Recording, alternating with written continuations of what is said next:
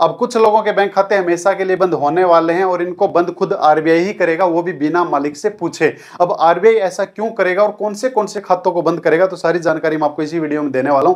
पहले आपको ये बता देता हूं कि वो खाते कौन से हो गए जिनको आरबीआई बंद करने वाला है और क्यों करेगा, वो भी आगे बताता हूं। देखो, पहली चीज तो भाई, अगर कोई ऐसा बैंक अकाउंट है जिसकी डिटेल अभी कंप्लीट नहीं है, यानी कि उसकी जो जानकारी है वो अधूरी है, तब ऐसे बैंक खातों को आरबीआई क्या करेगा, बंद करने वाला है। तो अगर आपके बैंक खाते की जानकारी जो है वो पूरी नहीं है तो उसको आप पूरी करवा लीजिए। जैसे कुछ लोग जो है वो नॉमिनी नहीं भरवाते हैं, तो अपना नॉमिनी भरवा लीजिए, या फिर अगर कोई और डॉक्यूमेंट अगर आपको जमा करवाना है, या फिर कोई और चीज अगर बैंक वालों ने आपसे मांग रखी है, कोई भी आधार कार्ड, पैन कार्ड से लिंक, ऐसा कोई भी जानकारी अगर आपसे मांग रखी है, तो वो जानकारी आप तुरंत प्रभाव से अपने बैंक वालों को दे दें। अगर आपकी जानकारी अधूरी आपके अकाउंट में है, तब आरबीआई क्या कर सकता है, आपके बैंक खाते को बंद कर सकता है। क्यों कर सकता है, वो सारी चीजें आपको बताने वाला हूं।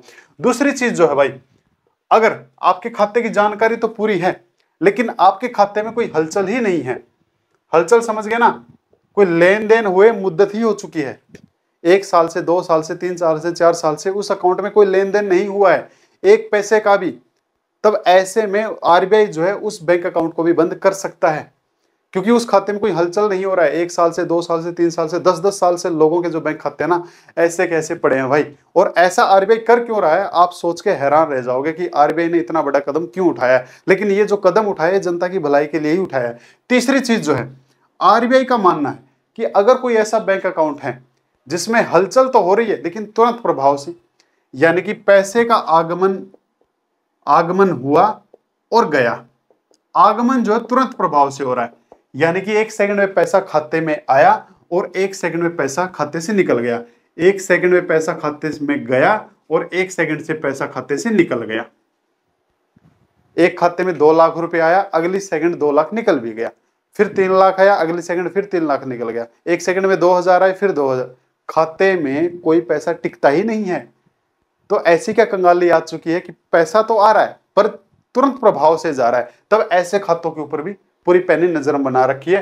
तो अगर किसी के बैंक खाते में जानकारी अधूरी है तो आप अपनी जानकारी पूरी करवा ले, वरना बिना मालिक से पूछे क्या कर सकता है, आरबीआई उस खाते को बंद कर सकता है। या खाते में कोई हलचल ही नहीं है तब भी उस खाते को बंद कर सकता है, या फिर हलचल तो है लेकिन तुरंत प्रभाव से, इतने फास्टली कि यार इतनी क्या जल्दी है, पैसा हाथ ही निकाल के ले गया, तो ऐसे खातों के ऊपर तो पैनी नजर बनाए रखा है। या फिर चौथी चीज बता दी भाई, चौथी चीज बता दी कि अगर वो जो बैंक खाता है वो सस्पेक्टेड है, आरबीआई की नजरों में, आरबीआई को उसके ऊपर क्या है, शक है, सस्पेक्टेड बैंक खाता है कि भाई इस खाते में कुछ ना कुछ झोल है, कुछ ना कुछ गड़बड़ है, तब ऐसे में आरबीआई क्या कर रहा है, ऐसे खातों को बंद करने जा रहा है, वो भी बिना मालिक से पूछे।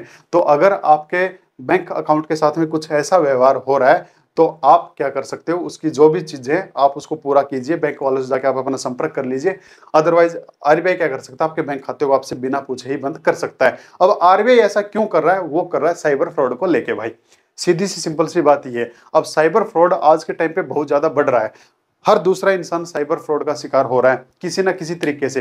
कोई टेलीग्राम पे फंस जाता है, कोई किसी लड़की के चक्कर में आके फंस जाता है, कोई शेयर मार्केट में चक्कर में आके फंस जाता है, कोई किसी अपना कोई डॉक्यूमेंट अपडेट करवाने के चक्कर में फंस जाता है, कोई बिजली बिल के चक्कर में आके फंस जाता है, कोई उसकी डिटेल शेयर ना कर दे, उसका कोई डिपार्टमेंट है, ऐसा बनने वो झूठे लोग बनते हैं, तो वो कोई ना कोई किसी भी चक्कर में आके, कुछ लोग तो शादी के झांसे में आके, जो ऑनलाइन जो प्लेटफॉर्म होते हैं ना शादी वाले, हम शादी करवाएंगे, अच्छे अच्छे पटोले आपको दिखाएंगे, वो पटोले दिखाने के चक्कर में उनके पैसे निकाल के लेके चले जाते हैं। ऐसे पर्सनली केस मेरे पास भी आए हैं, मैं तब आपको बता रहा हूं। तब ऐसे में वो जो खाते का जो लेन देन होता है साइबर फ्रॉड वाला, वो साइबर फ्रॉड क्या करते हैं, वो किसी इनोसेंट के अकाउंट से पैसा निकाला, और ऐसे जो अकाउंट होते हैं ना जिनकी जानकारी अधूरी रहती है, जिनमें कोई हलचल नहीं है, फिर जिनमें आगमन एकदम 3 लाख किसी का गटक लिया, फ्रॉड करके ले आए, अगली सेकंड निकाल के ले गए, या फिर जिसके ऊपर शक है, कोई सस्पेक्टेड खाता है, तो आरबीआई ने जो कदम उठाया साइबर फ्रॉड को लेकर उठाया कि ऐसे जो अकाउंट है ना भाई, उनको बंद करना बेहतर है, क्योंकि इन अकाउंट के जरिए वो जो धोखेबाज है, वो जो धोखाधड़ी लोगों के साथ में कर रहा है, वो जो फ्रॉड कर रहा है, वो इन खातों का यूज कर सकता है या फिर इन खातों का यूज कर रहा है, ऐसा आरबीआई का मानना है। तो ऐसे में आरबीआई क्या कर सकता है, इन खातों को इसलिए बंद कर सकता है, और ये निर्देश दिए गए हैं, तभी मैं आप लोगों को कह रहा हूं। अगर आपके खाते में देखो, अगर आप अपने बैंक अकाउंट के साथ में कोई लेन देन नहीं कर रहे, यानी कि वो आपका एक एक्स्ट्रा अकाउंट है, आप उसको बंद करवा दो भाई। मैंने पहले भी आपको एक वीडियो में बताया था, अगर आपका कोई बैंक खाता है ना, तो अगर उसमें कोई पैसा आ गया, एक भी पैसा अगर फ्रॉड का आ गया ना, तो आप क्या हो जाओगे, आप उसके जिम्मेदार हो जाओगे। वो पुलिस वाले आपसे पूछेंगे कि आपके खाते में पैसा क्यों आया। उनको चाहिए सिर्फ एक मुर्गा उस केस को सोल्व करने के लिए। मैंने एक वीडियो भी आपको मैं शायद मैं बता रहा था, शायद मैंने आपको वीडियो बना के दिया नहीं है, लेकिन मैं आपको बता रहा था, जो लोग सरेआम क्यूआर कोड लगा देते हैं ना अपनी दुकान के बाहर, अपने गोलगप्पे की रेडी के बाहर मेरे क्यूआर कोड है, वो लोग बहुत बुरे फंस सकते हैं। उनको अंदाजा भी नहीं कि वो क्यूआर कोड जो उन्होंने बाहर लगाया उनको कितनी बड़ी जेल की सजा करवा सकता है। क्योंकि कुछ लोग क्या करते हैं, फ्रॉड का पैसा अगर उसके क्यूआर कोड पे भेज दिया ना, पुलिस वाले आते पूछेंगे या तो उस बंदे का साथ में जो लेन देन किया उसका बिल दिखा पक्का। अब बिल ऐसे में कटता नहीं है। नॉर्मल इंसान जो क्यूआर कोड पे वही पैसा डालेगा जिसको जल्दी है, और जल्दी जल्दी में ना कोई बिल देता है और ना कोई लेता है, तो फिर गुद्दी उसकी पकड़ ली जाएगी जिसने वो चीज की है। और ऐसा रियल में हुआ भी है। और अगर आप उसके बारे में कंप्लीट जानकारी मेरे से चाहते हैं ना कि क्यूआर कोड अगर लगाएं तो क्या क्या बातें ध्यान में रखनी चाहिए, और अगर आपने लगा रखा है तो फिर क्या क्या आपको रिकॉर्ड उसका मेंटेन रखना पड़ेगा, अदरवाइज आप लोग फंस सकते हो। कंप्लीट जानकारी चाहिए तो मेरे पास कमेंट कर देना भाई नीचे वीडियो में, मैं आपको कंप्लीट वीडियो बना के दे दूंगा क्यूआर कोड के ऊपर। आप लोग फंसोगे नहीं, एटलीस्ट बच जाओगे। तो समझ में आ गया आपका कि ये जो आरबीआई ने एक्शन लिया, ये लिया साइबर फ्रॉड को लेके, कि साइबर फ्रॉड बढ़ता जा रहा है, हर दूसरा इंसान फंसता चला जा रहा है। और वो जो धोखेबाज है ना, वो क्या कर रहे हैं, किसी इनोसेंट अकाउंट को यूज कर रहे हैं जिस अकाउंट का कोई लेन देन नहीं। यहां तक कि ऐसे ऐसे अकाउंट भी पकड़े हैं, वो इंसान को मरे हुए काफी दिन हो गए, उसके अकाउंट से क्या हो रहा है, फ्रॉड हो रहा था। उसके अकाउंट को एक मीडियम बना रखा था, उसके अकाउंट से फ्रॉड हो रहा है। तो ये जो फ्रॉड वाले जो लोग हैं, अच्छा एक चीज और भी बता देता हूँ, काफी सारे लोग क्या करते हैं, अपना आधार कार्ड और अपना पैन कार्ड जो है ना, वो किसी ऐसी टुच्ची जगह पे ही अपना दे देते हैं। लाइक किसी ने कहा कि यहाँ पे आपको अपना पैन कार्ड आधार कार्ड देना पड़ेगा, अपना पैन कार्ड और आधार कार्ड दे दिया, फ्रॉड हो जाएगा भाई साहब। जैसे आप किसी होटल में रूम लेने के लिए गए, आपने अपना आधार कार्ड दे दिया, आधार कार्ड देना जरूरी नहीं, आप वहां पे अपना ड्राइविंग लाइसेंस दे दो, उसको तो आईडी चाहिए। आधार कार्ड ही क्यों देते हो, क्योंकि आधार कार्ड है ना, आधार कार्ड पे आपका नंबर है। और आपको पता होगा कि आरबीआई ने एक रूल बना रखा है कि आपका आधार कार्ड जो आपके पैन कार्ड से लिंक होना चाहिए। तो जिसके पास अगर आपका आधार कार्ड आ गया ना, तो उसके पास आपका पैन कार्ड भी आ गया। और कुछ प्राइवेट बैंक ऐसे हैं, टुच्चू मुच्चू बैंक ऐसे हैं, जो कि ऑनलाइन बैंक खाते खोल देते हैं। और मैं चलो किसी बैंक का नाम लेता नहीं, पीछे से 2-3 बैंकों पे एक्शन भी लिया था आरबीआई ने।